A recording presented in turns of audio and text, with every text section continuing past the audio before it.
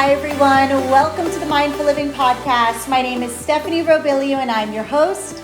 Here we will have real conversations about what it takes to achieve optimal wellness in mind, body, and spirit. It's one thing to know and it's entirely different to know how. As they say, applied knowledge is power, and on each episode I will teach you how to apply the things you are learning so that you can create the change you seek, heal, recover, and be well now. In case you're wondering, I'm a licensed clinical social worker and the clinical director for Agape Behavioral Healthcare. Fun fact, I'm also a published author. I write poetry and self-help workbooks, which you can find on Amazon or my website. If you are ready to move out of your own way and step into your power, you have landed at the right place. Keep listening and let's do this. Hi everyone, and welcome back to the Mindful Living Podcast. I hope you all are feeling well and doing your best. I'm grateful that I have this space today to record another episode, and I have to just give a major shout out to our incredible community at Agape Behavioral Healthcare. If it weren't for you all inspiring me to record another podcast, reminding me that you listen to them and that you're waiting for the next episode, I probably wouldn't be sitting here in this moment doing this, but you inspired me. So thank you for that inspiration. Today, I want to talk about blame and accountability and shame. These are like the three things that most of us don't really want to face and talk about, especially shame. This seems to be a common feeling that most people are running from. And it makes sense, right? There's nothing about shame that feels good. But here's the deal with shame. Shame actually offers us an opportunity to identify the parts of us that we still need to learn how to love.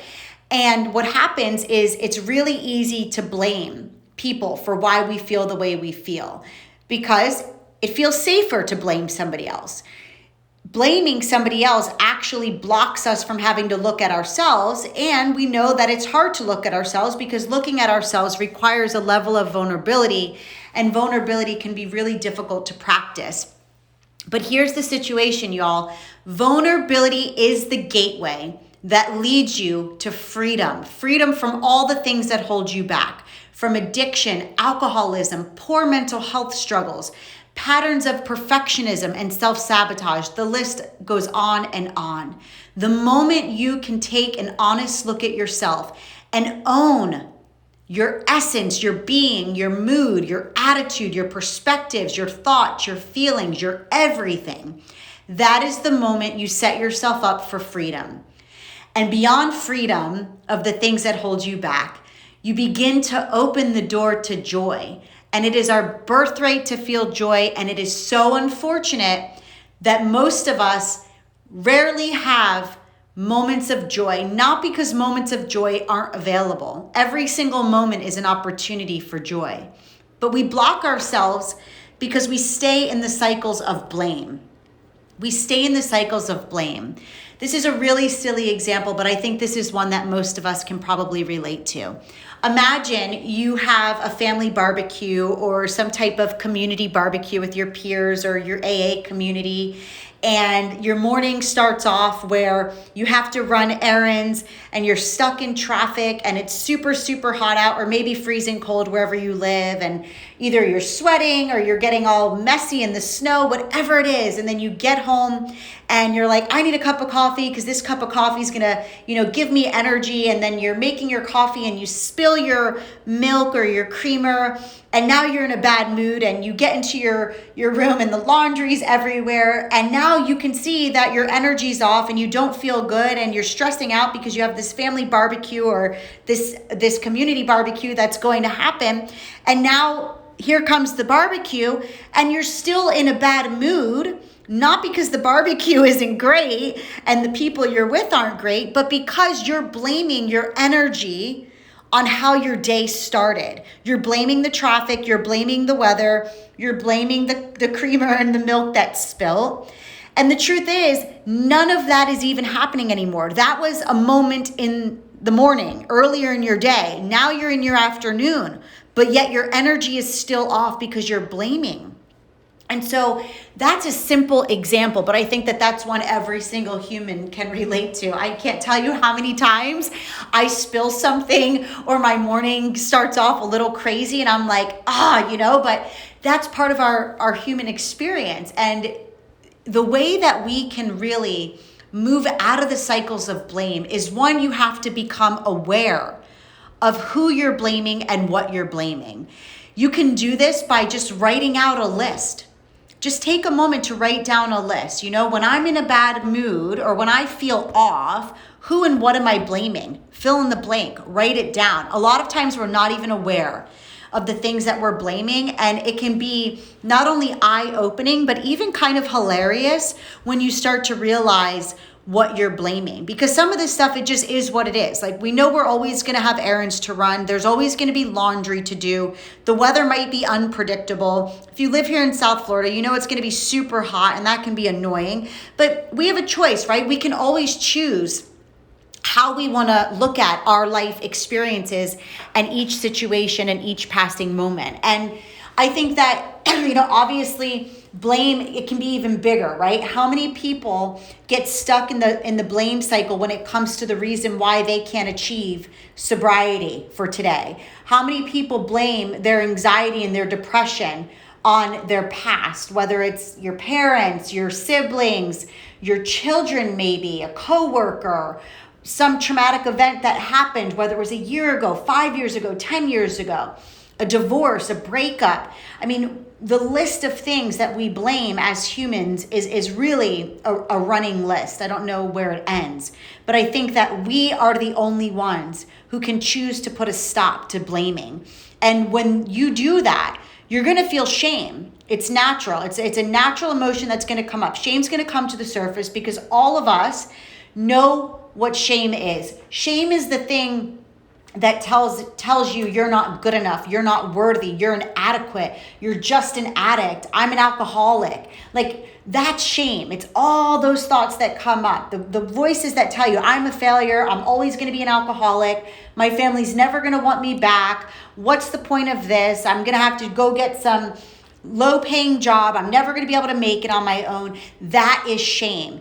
And typically, when we start to feel that and hear those types of thoughts, it's because we're still blaming, right?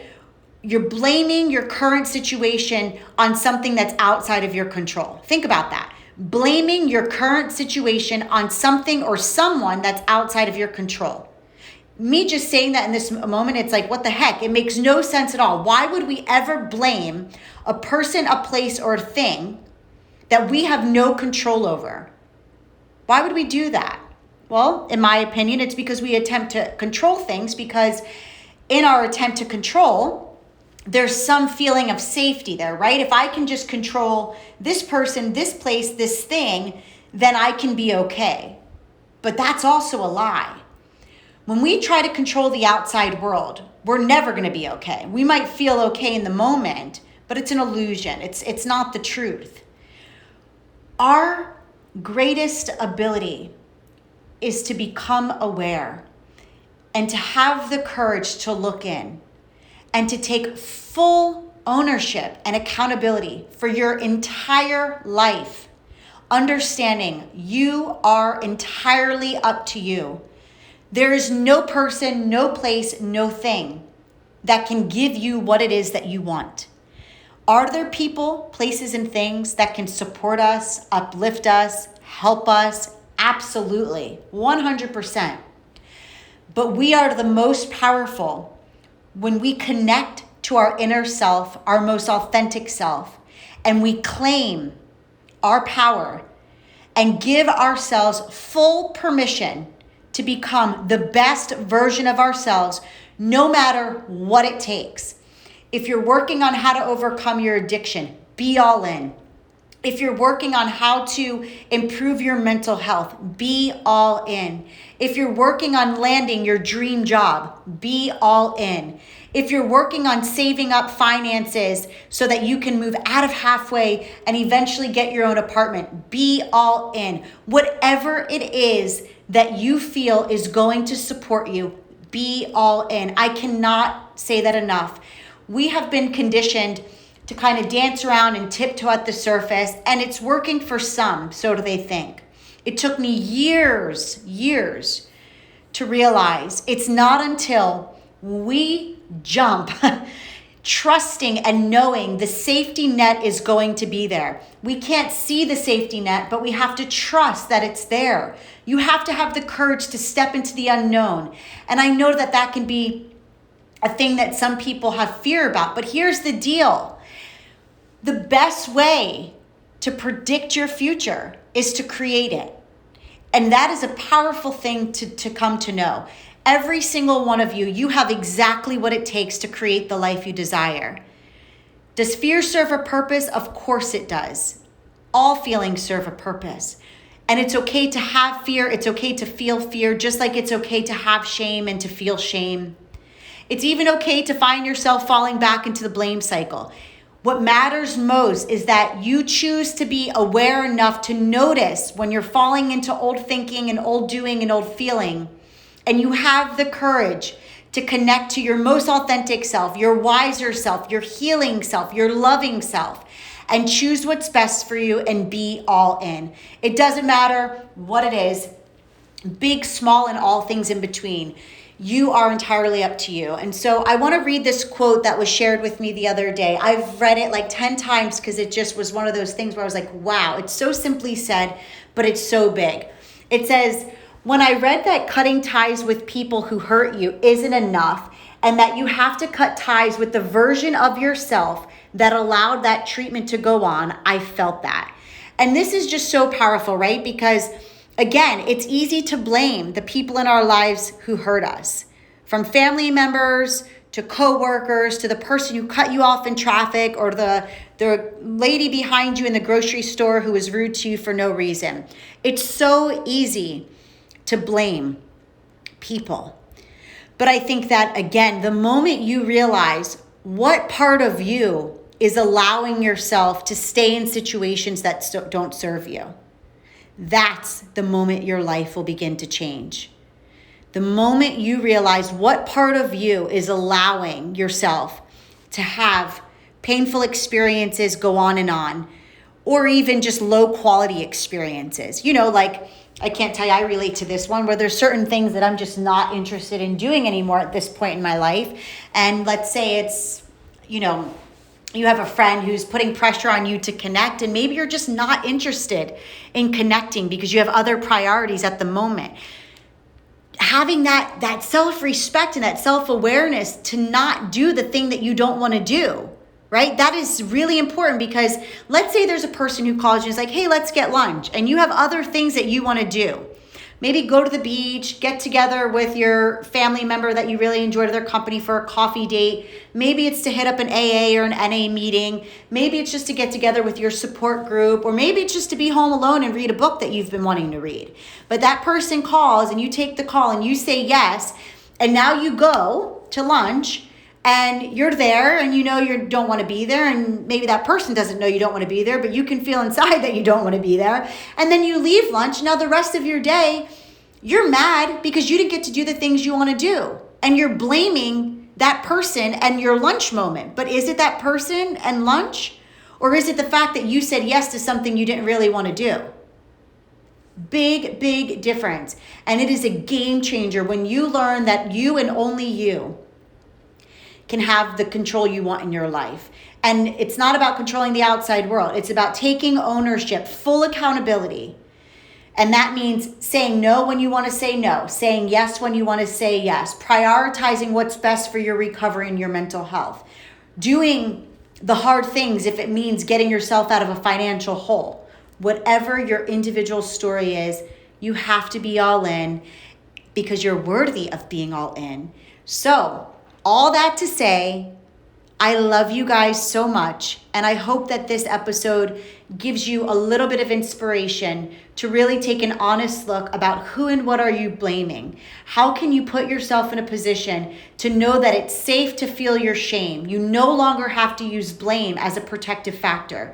You no longer have to use blame as a protective factor. You have exactly what it takes to feel your shame, understanding the moment you feel your shame is the moment you reclaim power over your shame. And when you reclaim power over your shame, it no longer has power over you. And if shame has no power over you, then you will no longer be interested in blaming. So here's to being an accountable, high-functioning, incredible, amazing, unique you, because that's what you are. Until the next time. Thank you for joining me today. If you found today's episode to be insightful and inspiring, subscribe so you don't miss out on the next one. And I kindly ask that you please leave me a review so together we can help the next person. To learn more about my products and services, check out www.themindfulliving.com and come connect with me on Instagram at mindfulliving.now, where I share daily inspiration, mindful skills, tips, and more. Until the next episode, stay mindful and always remember the power that lives inside of you.